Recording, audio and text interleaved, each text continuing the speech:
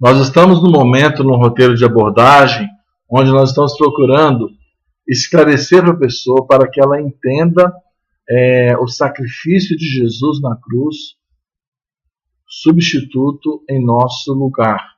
Como Deus, então, resolveu o problema do pecado do homem, punindo, então, seu próprio filho e nos oferecendo perdão. Agora surge a pergunta: você sabe o que você precisa fazer para ser salvo?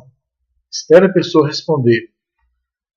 E aí, em cima da resposta dela, você vai procurar esclarecer principalmente duas coisas. Primeiro, você precisa se arrepender. E depois você precisa crer em Jesus como a solução final, como a única solução, como o único Senhor e Salvador. E nós já temos falado sobre o que é o arrependimento. O arrependimento não é um remorso, ele é um abandono do pecado. Não tem como você agora se voltar para um justo juiz, se apegar à verdade, à justiça, sem abandonar a injustiça.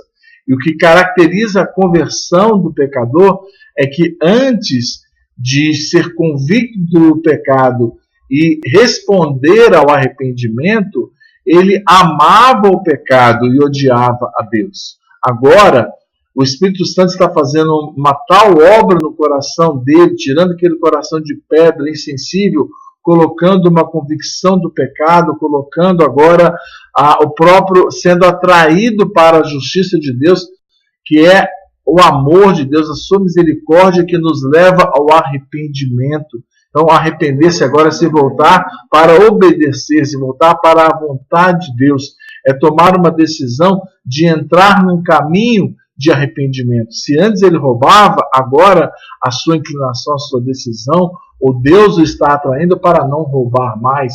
Se antes ele adulterava, agora ele está fazendo uma aliança de pureza, de santidade, de andar na luz. Então, arrepender é abandonar o pecado e se voltar para Deus. E o segundo passo é crer em Jesus, é a fé em Jesus como o único Senhor. Agora, existem milhares de pessoas que dizem acreditar em Jesus, mas não irão para o céu, porque creem em vão, segundo diz lá o apóstolo Paulo, 1 Coríntios 15, versículo 3. Creem de maneira inútil, porque não creram a ponto de confiar a sua vida a Ele, não se revestiram do Senhor Jesus Cristo, que é o único que pode salvar.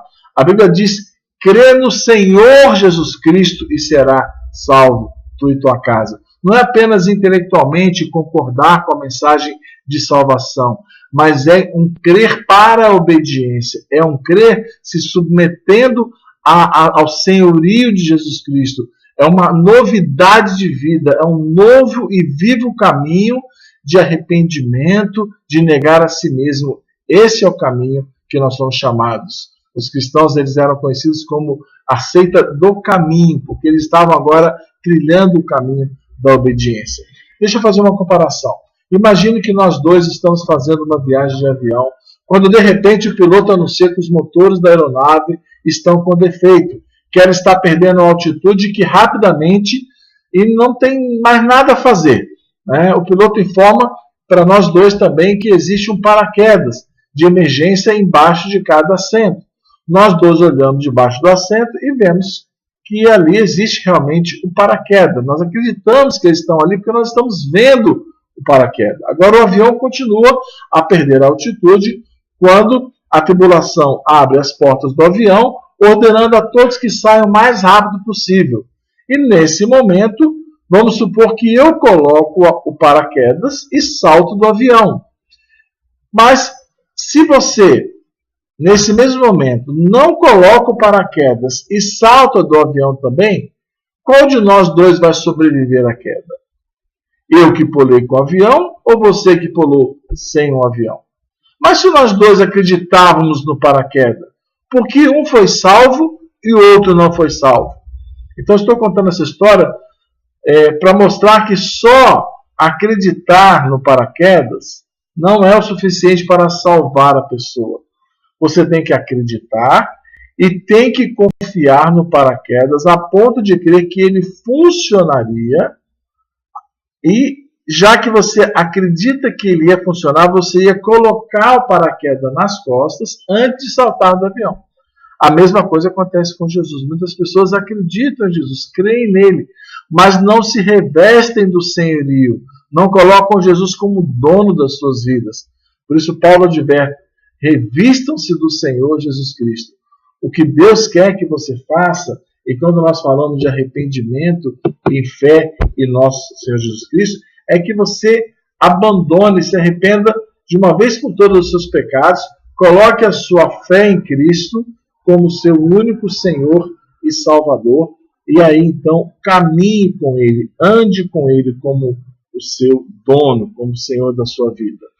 Então, resumindo essa mensagem que nós estamos passando para a pessoa, que é a boa notícia.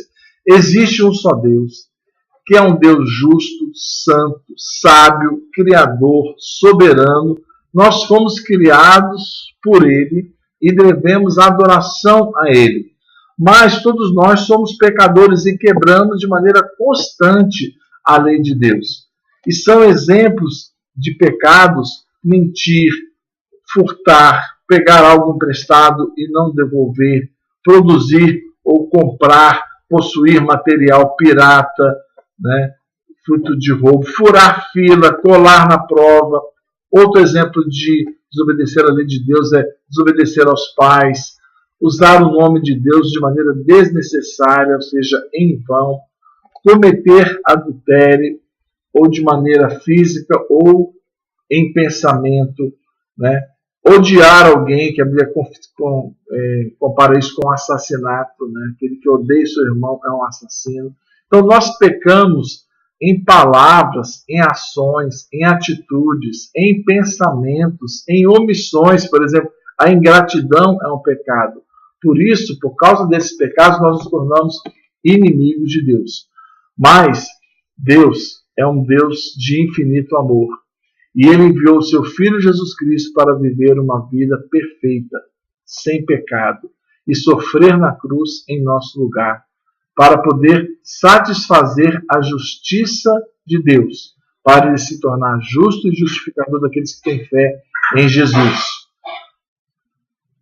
E pagar a nossa dívida, porque Deus amou o mundo de tal maneira que deu seu Filho unigênito para que todo aquele que nele crê não pereça, mas tenha a vida eterna. Então Jesus foi sepultado, ressuscitou, tendo sido exaltado sobremaneiramente, para que diante do seu nome se dobre todo o joelho e toda língua confesse que Ele é o Senhor. E todo aquele que se arrepende do pecado, abandona o pecado, dá as costas ao pecado e confia em Jesus Cristo a ponto de entregar a sua vida a Ele como Senhor e Salvador da sua vida, ele recebe de maneira imerecida, graciosamente, a vida, o perdão, a vida eterna. Faça isso agora. Esse é o momento de salvação.